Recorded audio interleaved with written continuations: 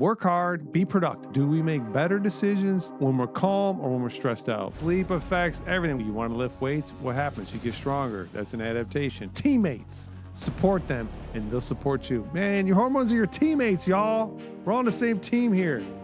What do they say about team? Together, everyone achieves more, right? Go out and get some exercise so you get good positive signals in your body so your body stays strong and functioning. People who can get themselves to exercise have the capacity to get themselves to be excited, eat good food, right? Take in good nutrition. If you're sleep deprived, stress, or eating lots of processed foods, your brain can stop listening to leptin, which makes you overeat without realizing it. But hey, you know what? Live and learn, make the adjustments.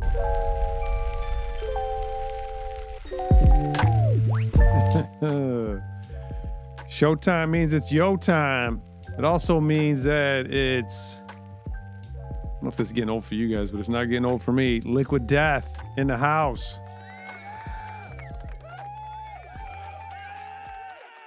We love liquid death. You can tell by the applause how much we love liquid death. Yeah. I need it today.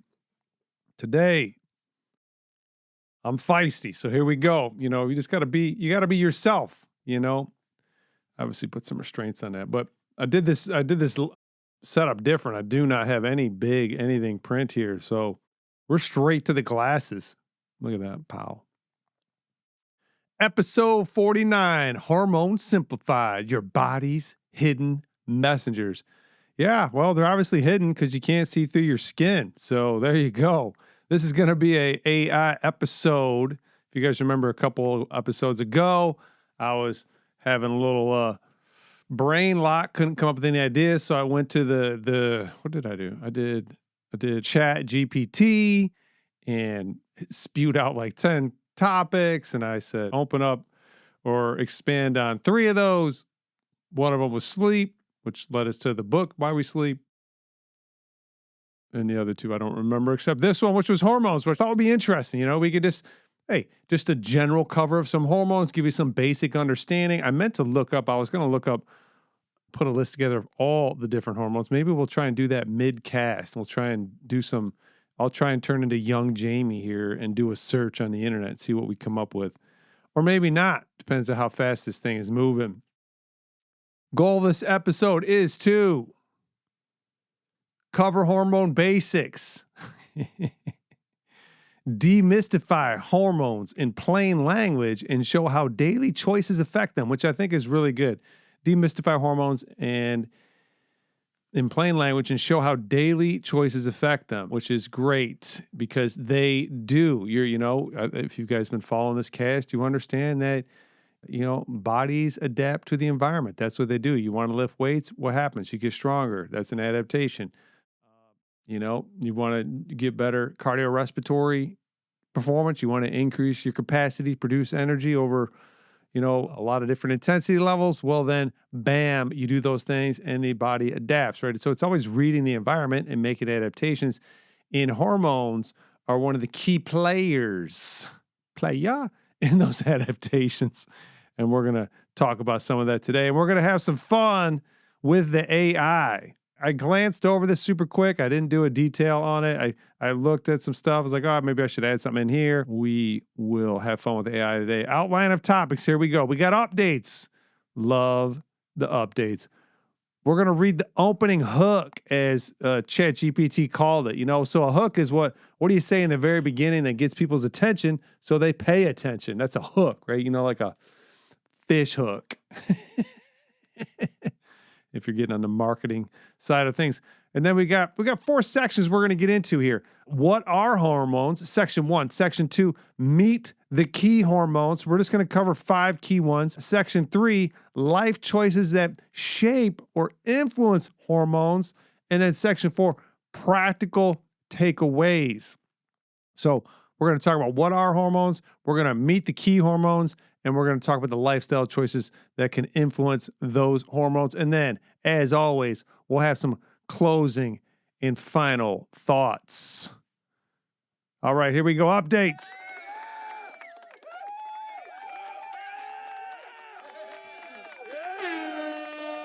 One horn for that. Oh, Lord.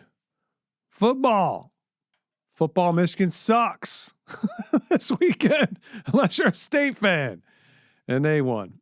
So good for those guys, but Michigan and the Lions both played like not good. It was not good football. It's not the football. Well, I guess, it wasn't much big. I had a big expectation for Michigan. I thought it would be a game, early in the season. I said, well, they got the talent. It's going to come down to coaching. And that is what happened. Failure to adjust and to, change what you're doing. If what you're doing isn't working, don't wait till the game is over to figure that out, okay? If they figure it out. Tigers dropped to fourth best record in Major League Baseball. They are 8.5 games up in their division, and their L10 is 4-6. So not great. They've been oscillating between winning and losing, and looks like they're going to make the playoffs. So that's good. Weather is warming back up. Summer's back. That's right. We got 80 and sunny today. We're going to be 80 and sunny. I think the rest of the week, summer is back. Excited about that. I'm going to try and take advantage, get outside in the summer. You know what I mean? Because I didn't this summer. And I think psychologically I paid for it. I've had some very, very rough weeks psychologically. And I think it's because I didn't have that baseline every Thursday, every Sunday. I get outside, I go ride my bike. I spend 3-4 hours outside in the sun, and it just keeps me sane. And I didn't do that. I worked and worked and worked, and I paid the price. But hey, you know what? Live and learn, make the adjustment. Subscriber update, email 62. YouTube goes from 139 to 141. It was 142, but then I refreshed this morning and it was 141. We lost one. Loser. No, just kidding. Spotify, 39 to 41. Spotify's on the move, man. It's trying to catch up to YouTube. I'll tell you, if we had 100 Spotify followers, that would be pretty cool. Apple sits at 24. Reminder, as always, guys, just submit your questions to Dennis at DennisFenrich.com. I haven't answered a question in 9 months. Probably. I hope you're doing well out there. Let's get into this. Opening hook. I'm going to read it. So I can't. You can't see them, but they're controlling your energy, your mood, your cravings, even how your body stores fat. I'm talking about hormones, the body's hidden messengers. Yes, they're hidden. They're under your skin. Explain the goal of the episode. We already went over that. So that would be the hook, hidden messengers, how they affect you. It's going to be amazing. I'm sure we're going to have some fun with it. And I'm actually excited about it because, I glanced over some of this stuff. And if you would have said, hey, you can influence your hormones 15 years ago, everything's genetic, bro. Don't you know? Like, hey, listen, you go to your doc and your doc says your thyroid hormone is low. And that's just what it is, and you need to take medication. About 10 years ago, I was going, well, what if you didn't eat very many calories for a long time, and that was just some sort of metabolic adaptation to lower thyroid hormone, because thyroid is dictating the speed at which your cells are operating. And so that was just some sort of metabolic adaptation. Yeah, you're crazy. Yeah, okay. So it was really enheartening to see that this shift is happening in our understanding of our physiology, and that the environment we live in is influencing how we feel, which is influencing how we think, and how we think is influencing how we feel. And it's how much water could you get? Do you get enough protein? Do you? Is that something we need to straighten out? Protein intake. All right, section 1. What are hormones? Simple definition. I got the simple definition. Chemical messengers made by glands that tell the body what to do.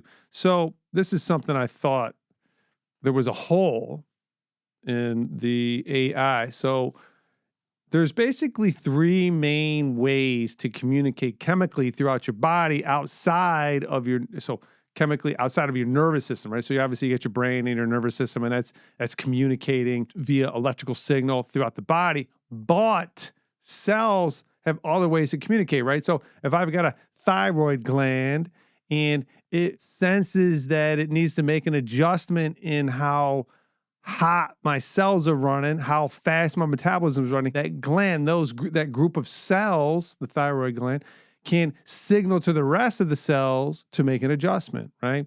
So that's what hormones are doing. It's part of the endocrine system, but you also have a paracrine and autocrine system as well. So here we go. Endocrine, paracrine, and autocrine are three forms of cell signaling distinguished by the distance the signal travels. Endocrine signals are distributed via the bloodstream to distant cells. So you think your thyroid's up here in your throat, and that goes everywhere throughout your body. Paracrine signals act on nearby neighboring cells. So you've got groups of cells that can communicate with each other locally. And the autocrine signals are released by a cell and act on the same cell. So autocrine, okay? So you got distal endocrine, you've got more proximal, but to other cells, which would be your paracrine, and then you got the autocrine, which is within cellular communication. So a lot of communication going on, right? I thought that was a pretty important thing to note. And I think that's the only thing I added. I also added it didn't have technical explanations of the hormones, which I thought would be good for some people. I know some people would have an interest in that, so I added those in. But that was it. Other than that, the Chat GPT did a bang up job. All right, so that's section 1.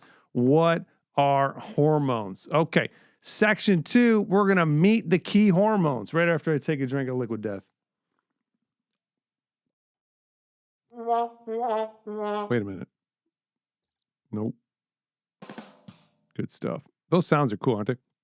I remember the first time I started listening to podcasts, it was on NPR, and it was a guy named Guy Raz, and they were like 30 minutes, 20 minutes. I don't know if everybody remembers this one. I can't remember what it's called, but the guy's name was Guy Raz. He was awesome, and I was my first introduction. I can still remember what was going on at the time. I was driving out to Grand Trunk CrossFit.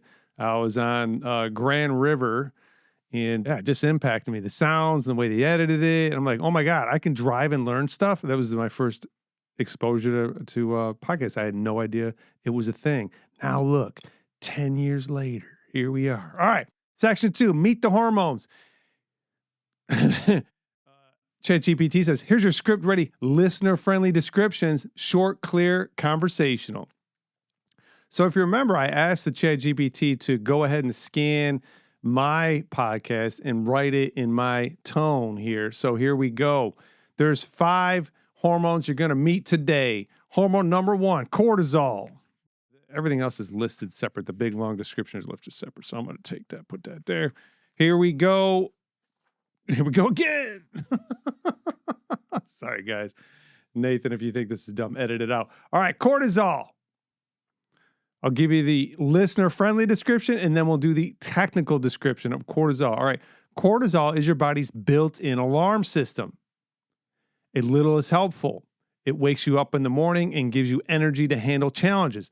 But too much, especially from chronic, and that's key, stress, keeps you wired, anxious, and can make it harder to recover or sleep. So yeah, you need cortisol. You need it. Like, it always gets a bad rap.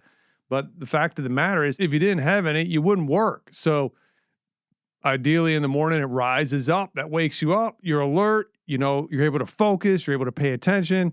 And then as the day goes on, it slowly dissipates and goes down. And then your body, your physiology slows down and you become less alert. And then you fall back asleep again. So you want that circadian rhythm. You want that thing to rise up. Diurnal, is that what it's called? You want it to rise up in the morning to get you going. And then you want it to slowly dissipate and lower throughout the day when you're ready to fall back asleep again, right?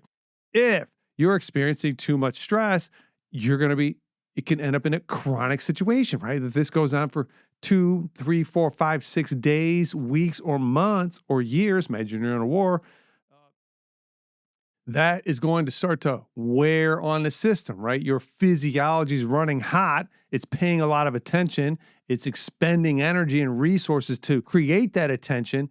And if you don't get down and get out of those high stress states, you start to have a hard time recovering, or not recovering actually, and things go haywire. Not good. So that's why we got to get excited and then learn how to become unexcited. Okay, technical description. Cortisol is a glucocorticoid hormone produced by the adrenal cortex in response to ACTH from the pituitary. Oh, I used to know what ACTH stood for. I can't think of it right now. It regulates glucose metabolism, blood pressure, immune response, and the stress response. So it's involved in those things. It follows the circadian rhythm, peaking in the morning and declining throughout the day. Chronic elevation contributes to insulin resistance, hypertension, and sleep disturbances.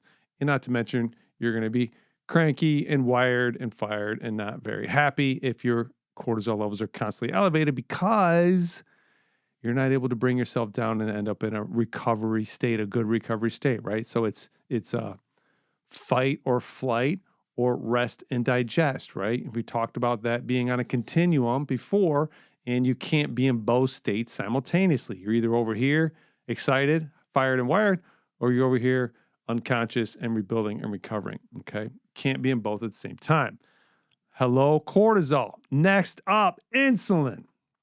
Insulin's job is to move sugar from your blood into your muscles and cells for fuel. When it's working well, your energy feels steady.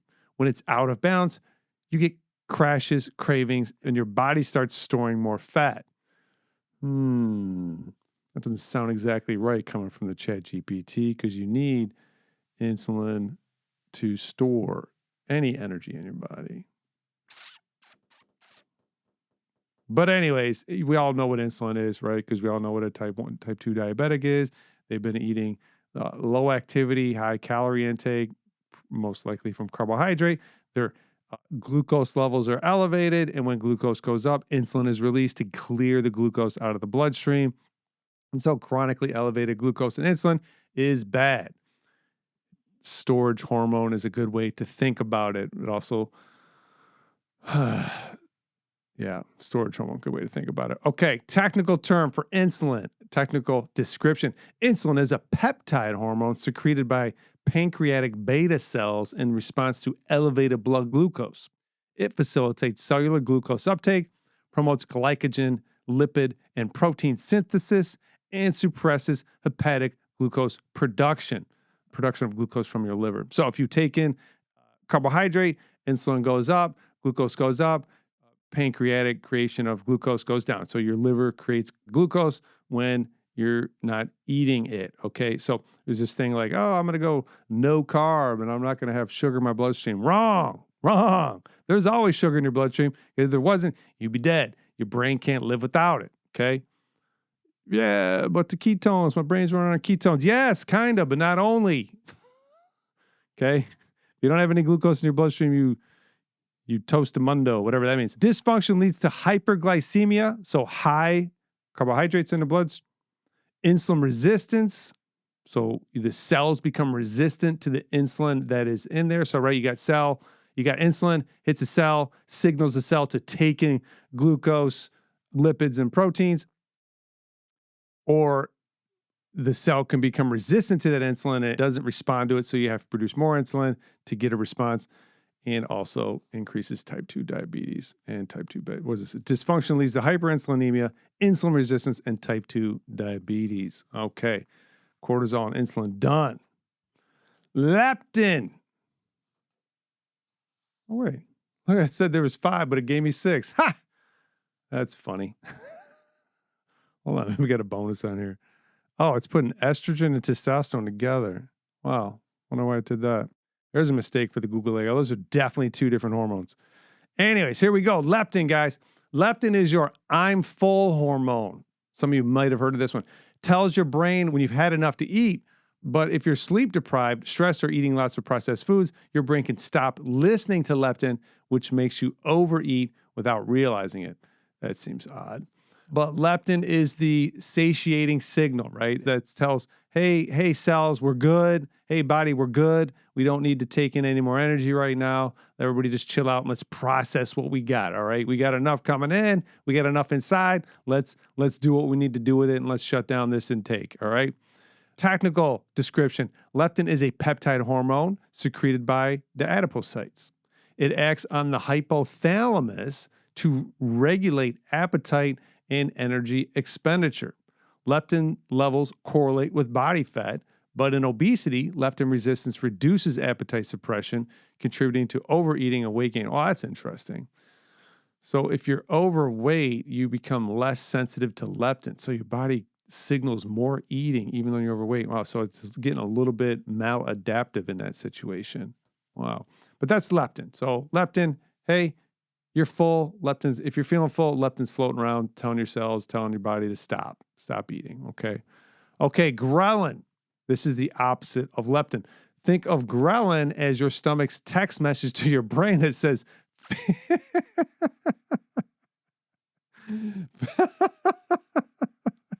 feed me. That's your wife to your husband. That's what your wife says. It says, feed me.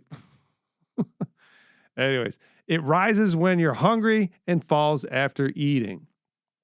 Poor sleep or stress can crank up ghrelin, making you feel hungrier than you really are. So I guess poor sleep lowers leptin and increases ghrelin.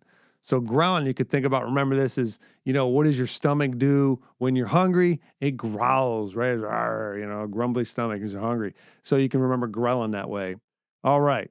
The technical description of ghrelin. Ghrelin is a peptide hormone as well, secreted mainly by the stomach and to a lesser extent by the pancreas and hypothalamus. Oh, interesting. So you look at that, your stomach. You just thought your stomach was doing nothing. It's not. It's producing some ghrelin. It's like local, like there's no food in here. We got to go. Pump out the ghrelin. It stimulates appetite through the hypothalamus, promotes gastric motility. Wow. And triggers growth hormone release. Whoa, no kidding. Growth hormone makes things grow. Levels rise pre-meal and fall post-meal. Dysregulation is associated with obesity, anorexia, and sleep deprivation. Wow, so it can get maladaptive on both sides. It can be contributing to obesity, but also contributing to anorexia and undereating. And somehow sleep deprivation. I wonder why. Maybe because it's signaling, because you think about if you're hungry, what's there's going to be another greater physiological response, which is to go find food, right? Like if you've ever fasted before, that's one thing you notice is like when you smell food, you don't just smell it, your physiology almost gets you to stand up. Like you'll feel like yourself want to move towards the food because what would happen? The other thing that goes on when you're fasting is your cortisol levels go up as well because, the organism, the thing that you're riding around in is sensing like low energy intake. And so it's going to go then get that physiology to go find energy, right? So you're going to get increase in cortisol. Your ghrelin's going to go up. That ghrelin's going to increase growth hormone apparently. And it's going to get you to get moving and go find some food. You thought it was just you. All right, last two, which are apparently one to the Chat GPT. It literally says, it's got 5 listed here, and it's estrogen and testosterone as the same thing on the same line here. I don't know why. We're going to read them separate. Estrogen.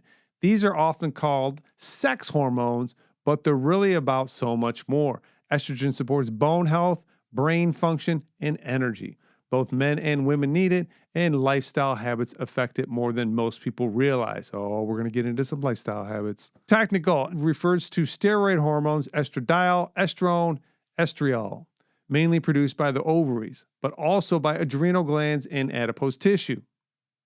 Adipose tissue. There you go again. You thought your stomach was just the stomach, and you thought your body fat was just body fat. Everything produces something. Everything is involved in the game. They regulate reproduction function, bone density, lipid metabolism, cardiovascular health, and cognition. Men also produce estrogen in smaller amounts, important for bone and libido. La libido. It's like chia, except different.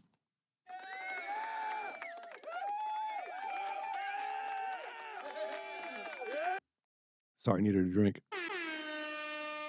All right, so that's estrogen. And finally, testosterone. The one you can find in every corner shop these days. Isn't it a miracle? Testosterone boosts muscle, recovery, and motivation. It's not just about masculinity.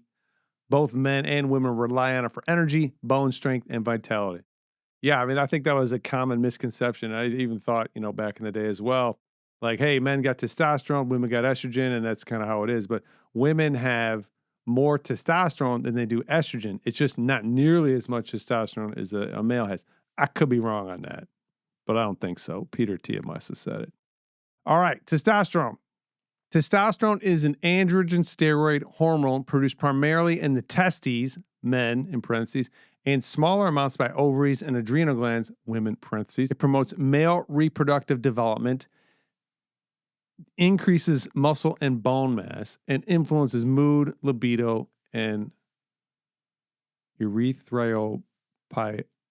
Well, I should have looked this one up. ERYTHROPOIESIS. I know that's cis. Wow. Erythropoiesis.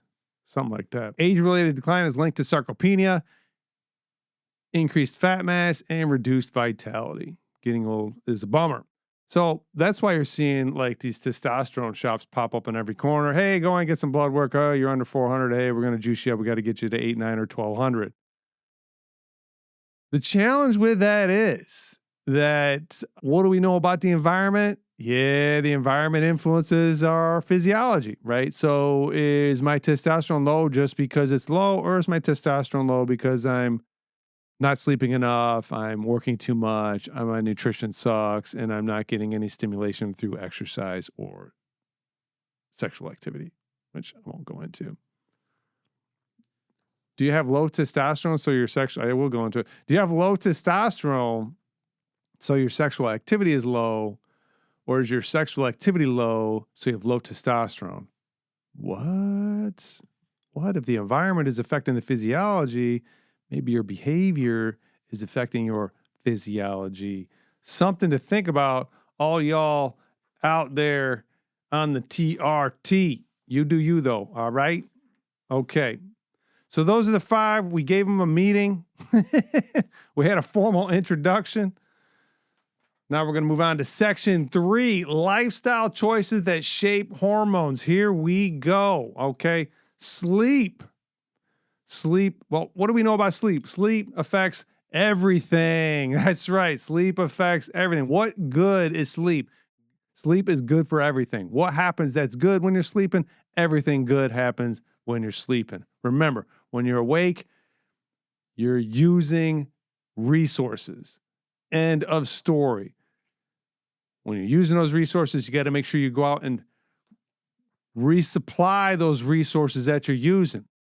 When you go to sleep, those resources get used and redistributed through the body to have a positive effect of rebuilding you back and building any new adaptations that need to happen, any kind of adjustments to the physiology, right? When an automotive manufacturer changes their model on their car, well, things got to go in there and readjust that line, right? There has to be these adjustments to the systems, right? And so that's what your body's doing. You wake up, you go live your life. It's getting signal. And then when you go to bed, it's like, all right, what do I need to do with these signals? What kind of changes do we need to make? So when we get up and do it again, we're better able to handle what's going on in the environment. Okay, sleep. Sleep regulates cortisol, leptin, and ghrelin. Let's give a basic outline here. Okay, so sleep does everything, but this is just saying regulates cortisol, leptin, and ghrelin. So sleep does that, plus everything else. Okay. Next, nutrition. Whole foods versus processed, impact on insulin. Okay, so this is just telling me what it wants me to talk about. Interesting. Whole foods versus processed. I think that's crap, whatever this is. Okay, obviously, you don't want all your foods to come from processed foods because you're gonna have a harder time regulating your blood sugar. Now, let me tell you a little story, all right? There was this dude named Peter Tia, and he was riding his bike. He was training for long distance bike rides and swims, and he was active for 4 to 5 hours a day. He was on a ketogenic diet. Let me say this. He was ketogenic, meaning that his glucose levels were at a point to where body was creating ketones to make up for the shortage in energy availability through glucose, except he was eating 400 grams of carbohydrates a day. How's that possible? because his activity level was so high, he was using up all the glucose coming in. There was no extras for signal, okay? So, yes, whole foods are better than processed foods, but there is a thing in there called, and I can't think of the word right now. I wrote an article about it. But the situation, context matters, okay? You can't make these general statements like these foods are good and these foods are bad. So I'm just disagreeing a little bit with the AI here. It's got a very simple way to talk about impacting your insulin levels, but activity has factored in there. The amount of processed foods need to be factored in there. And listen, man, if you're only eating whole foods and you're going out and you're training for 3-4 hours, you're going to be eating a lot. You're going to be chewing a lot. Okay. If you plan on getting all your carbohydrate intake from salad, you're going to need to eat 5 pounds of salad and you're still not going to be there. So there's going to have to be some higher density carbohydrates, some potatoes, some white rice, maybe heaven forbid, a candy bar, right? Like, hey, if you just burned 5,000 calories that day and you expended 800 grams of carbohydrate, maybe a candy bar ain't going to be that big of a deal. All right. But the balance between your calorie intake, your energy intake, and your energy expenditure is going to have a big impact on your glucose levels and your insulin. So that's how your nutrition can affect your insulin levels. Next, exercise. Strength training boosts testosterone. Too much cardio raises cortisol. Man, what do I think about that? Strength training does boost testosterone. That's a fact, okay? In fact, it doesn't just do it by stimulating the glands to produce testosterone, but it also does it by creating testosterone right in the cell, which I don't even know if you knew that. I only learned that like 3 years ago.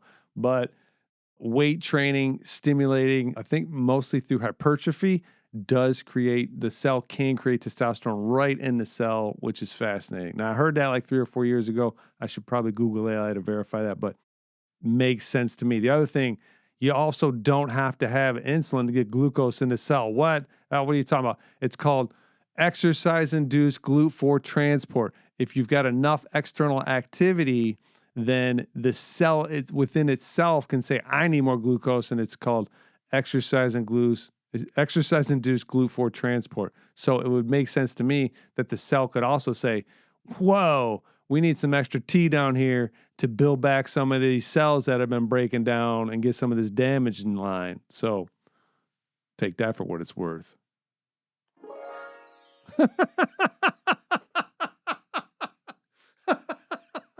Sorry. I'm sorry. Oh, I think the buttons are more fun for me. That's what I think. All right. Moving on. Hold on. There was 2 things. Too much cardio raises cortisol.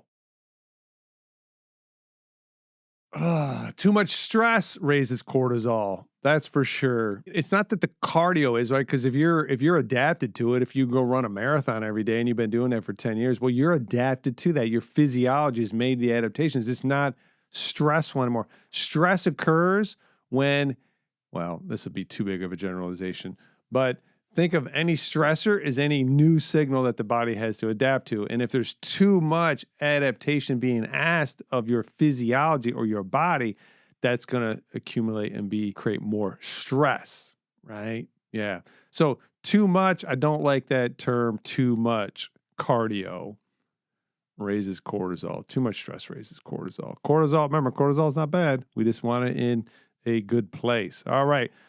2 more points here. Stress management, breathwork, mindfulness, play equal better cortisol balance. This is true. I say this often. People who can get themselves to exercise have the capacity to get themselves to be excited, which means they're raising their cortisol levels, their excitement. But then do they have the capacity to get themselves calm and in a state of adaptation and recovery? That is a skill that we need to have as well. And when you can modulate your stress response based on what's going on in your environment, you're going to be influencing your cortisol levels. You're going to get those to drop. And here's the thing about being able to get your cortisol levels to drop. Do we make better decisions when we're calm or when we're stressed out? Better decisions when you're calm. When you're stressed out, you're more paranoid, right? You're more afraid. Cortisol levels are elevated, right? And we don't want to be in that state when we're trying to make good, clear-headed decisions, because you wouldn't be good, clear-headed. So when you're doing that, when you're doing your breath work and your mindfulness and you're playing and you're connecting with others and you're getting in a calm state, you are influencing your physiology. Put yourself in those environments, Don't overcomplicate it. Hey, I'm going to go. Hey, listen, I worked my tail off this week. Okay. I'm going to go out and have some fun, and I'm going to enjoy myself, and I'm going to enjoy the people I'm with. Get in that frame of mind, and you're going to influence your physiology. Last one here says daily rhythm. Light exposure and consistent schedules equal healthier hormone cycles. Agreed. Everything oscillates, right? And you want patterns to your life. You don't want your day to be changing up all the time, right? Because there's calmness in stability, right? There's calmness in knowing what's going to happen in your day, So having a plan, having a day, a rhythm to your plan, we know that having clarity and knowing what's going to happen decreases anxiety and increases motivation, right? Hey, I know what's happening with my life over the next... Listen, man, if you're married with kids, you know what's happening with your life over the next 40, 50 years, right? Hey, I'm raising these kids. There should be a lot of, there should be a lot of calm in that. When you're home at night and, you did what you needed to do the day and the job and the bills are paid and the kids are, they're acting goofy and they're, being annoying.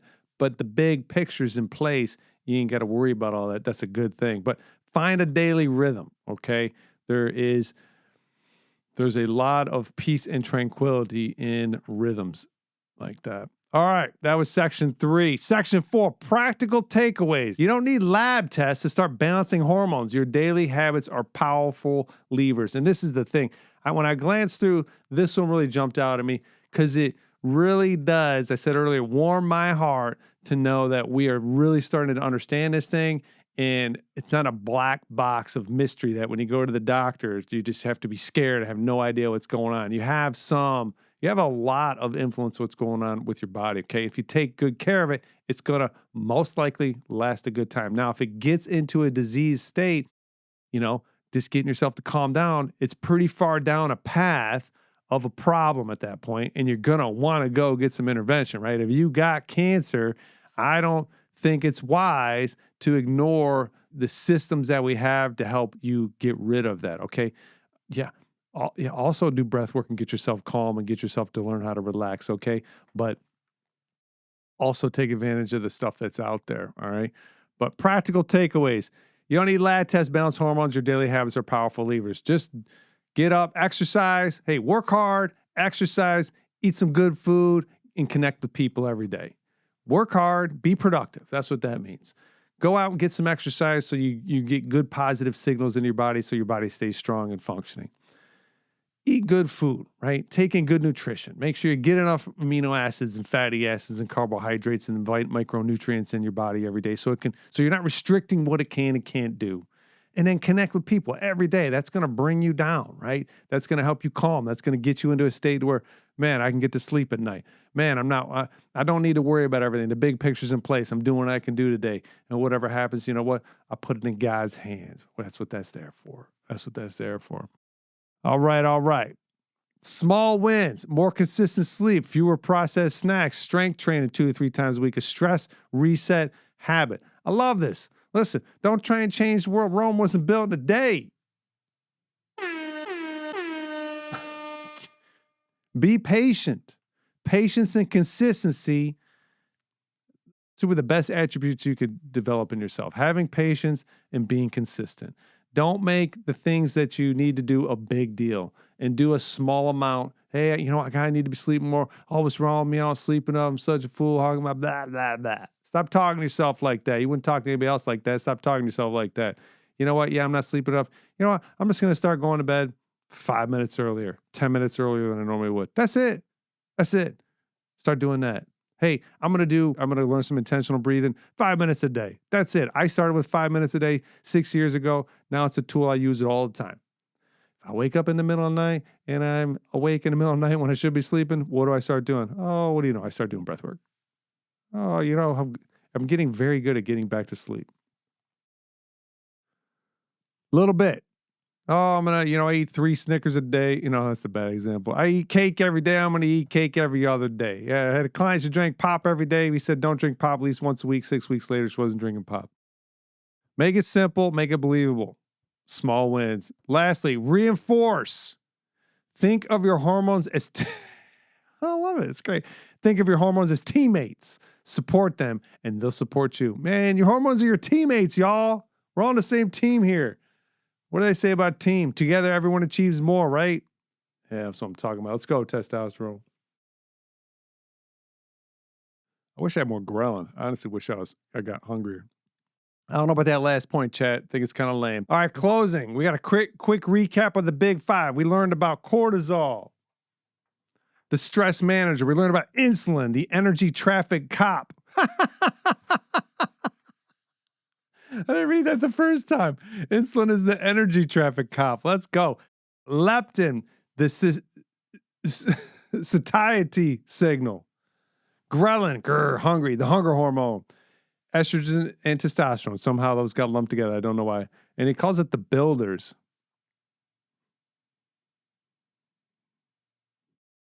Anyways, I must be missing something because ChatGPT's smarter than I am. Gotta be. All right. Personal anecdote. Oh, no, I'm not doing that. Call to action. Encourage listeners to pick one day. Remember, I'm just reading what it's telling me what to do here. Encourage listeners to pick one daily habit this week that supports hormone balance. And that's it. I think we do that often. Like, pick this one thing, guys, one small thing, and start building into your life. Do that over 5-6 years, you'll be in a completely different place. Here we go. Final thoughts. Hormones are the quiet conductors of your body's orchestra. You don't see them, but you feel their effects every day in your energy, your mood, your cravings, your drive. The science can get complicated, but the message is simple. Your daily choices shape the environment your hormones are responding to. So good. 100. So rather than getting lost in the details, come back to the basics. Eat in a way that nourishes you. Move your body. Manage your stress. Protect your sleep. These simple habits create the balance your hormones are designed to maintain. And when your hormones are in sync, you're not fighting your body, you're working with it. That's what nobody is all about. Oh my God, let's go. All right, so I didn't write this. I asked the Chat GPT to write this based off of something I would have said. So that's really funny. I would never have said it like this because it's way too cheesy, but it's kind of fun. These are really fun for me. I don't know why I enjoy these Chat GPT ones so much, but man, this makes life easy because, that was good information and I didn't have to spend 4, 5, 6 hours putting this thing together. It probably took me an hour or two. Yeah, it was probably maybe an hour. I don't remember, not too long. I glanced at it, made sure everything was in check, and then, filled in a couple gaps I thought were there. So, man, these are a blast. I'm going to keep doing them. I forgot to do updates for next one. Next week, we're back to the book. I think I'm going to go to the dream zone. I'm not going to follow in chronological order because I'm super interested in that. And then some of the other stuff. I think we'll get through everything, but I want to jump around a little bit because, if I'm not having fun, I'm like having to force myself to read it, but I'm interested in that dream section. So we're going to go dreams next week, which will be kind of like mind. We go exercise, nutrition, and mindset, and that'll kind of be on the mind side of things. Also, if this episode, you think somebody could use this information, it could be helpful, hey, share it with them. You could also like us and subscribe to us on YouTube, Spotify, and Apple. And always submit your questions to Dennis@DennisFenrich.com. Care about you guys. This has been a blast so far, most days anyways. 49 episodes in and 3 more to go before we hit the big one, the big goal of 52. And man, I'm really glad I did this. All right, guys, have a great week, and we'll talk with you. Bye.